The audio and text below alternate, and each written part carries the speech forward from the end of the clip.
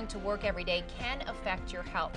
Joining us today to talk about the importance of gratitude in the workplace is Lisa Ryan, the founder of a company called Grategy. Lisa teaches individuals and businesses strategies on how to develop gratitude and why it's important to always be in a state of thankfulness. Welcome to the program, Lisa. Thank you very much. I'm glad to be here. Well, we're glad to have you. Now, probably everybody watching right now at one time or another has had major dread with going to work. I think I can think of many jobs I've had. Right. I mean, fortunately, I'm in a good one now. But how does having that negative attitude affect our health? It's amazing. There's an Institute of Heart Math, which is actually in California, and they've done studies where they've looked at the emotions that we have and our physical health. One of the studies that they've done is they had research participants that they hooked up to monitors, and they put them through a period of frustration, and then they looked at how their heart rate went, and it actually went like this. And then that same group of people, they took into appreciation, and they looked at the way their heart was beating, nice and calm. So when you think about being frustrated on your way to work or at work, you're actually doing physical damage to yourself versus just trying to find a way to change your perception to get to gratitude. So it's important to be happy. Oh, yeah. Okay, so if we want to be a little bit more grateful, but we can't immediately go out and quit our job or change our circumstances, do you have some tips that maybe we can do to make ourselves feel more grateful each day? Oh, absolutely. The thing that changed my life more than anything was in October of 2009 when I started keeping my own gratitude journal. Now, sometimes when I say gratitude journal, people are like, oh, I do not have time to write. My gratitude journal is loose leaf paper in a notebook, and when I get up in the morning, I am grateful for, I'm grateful for. I write at least 5 sentences, and a lot of times I'm grateful in advance for what's going to happen for the day. For example, this morning I wrote, I am so grateful to be on this TV show today.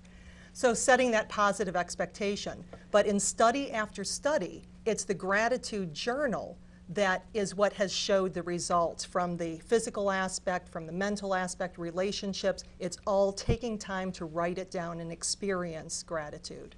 Is there anything else we can do besides journaling? I like to do an exercise that I call the ABCs of gratitude. I started it because being an insomniac, I had to find some kind of drug-free way to go to sleep. So I would start with a random letter in the alphabet and say that I picked the letter M. Okay, I'm really grateful to be on Mind, Body, Spirit TV. N, what am I grateful for? Well, I'm grateful for the next day. You know, just kind of making it up as I was going along.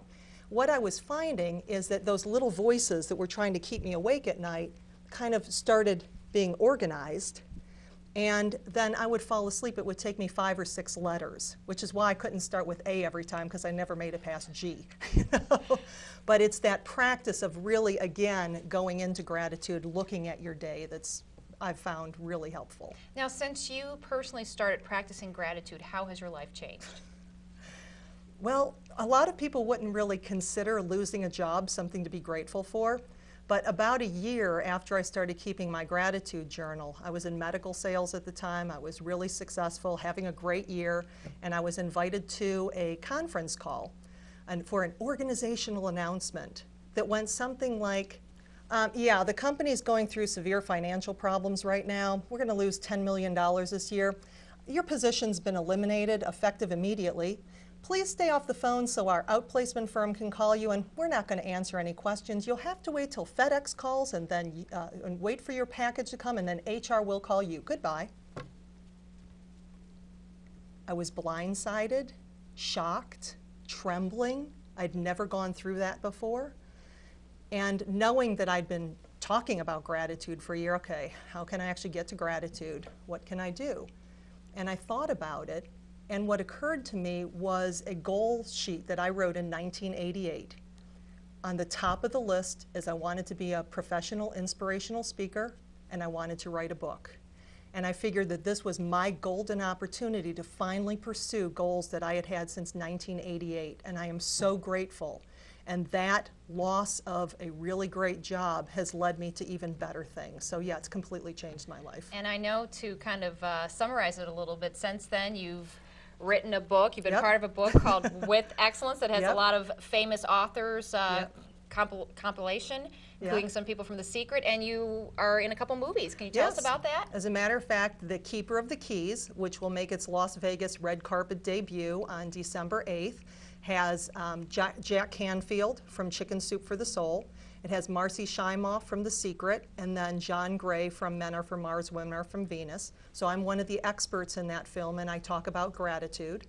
And then in the spring of 2012, another movie called The Gratitude Experiment that has Bob Proctor, Dr. John DeMartini, and several other people from The Secret. So I am in a cast of some really great self-development experts, and I'm very excited. And this happened in a short amount of time, Yeah. hasn't it? When did you lose your job? And I lost my job. I celebrated a year on October 12th of this year, so it was October 12th, 2010. And within that year, speaking professionally, I'm an author, and I've actually spoken internationally. I've spoken in Canada. So it's been this amazing journey, and it's all because of that practice of gratitude and really taking a look at what I did have versus what I didn't have. so how can people reach you if they'd like to get a copy of this book or see one of the movies? Oh, sure. My website is grategy.com, which is Grategey. It stands for Gratitude Strategy. It's actually the only word I own, which I think is pretty cool. I love it. My email is lisa@grategy.com. And also, if you wanted to check out the trailer for the movie, that would be at thekeeperofthekeys.com. And all the info is on that. Wonderful. Thank you so much for joining us. Thank you. And It's been great. we'll be right back with more Mind, Body, and Spirit.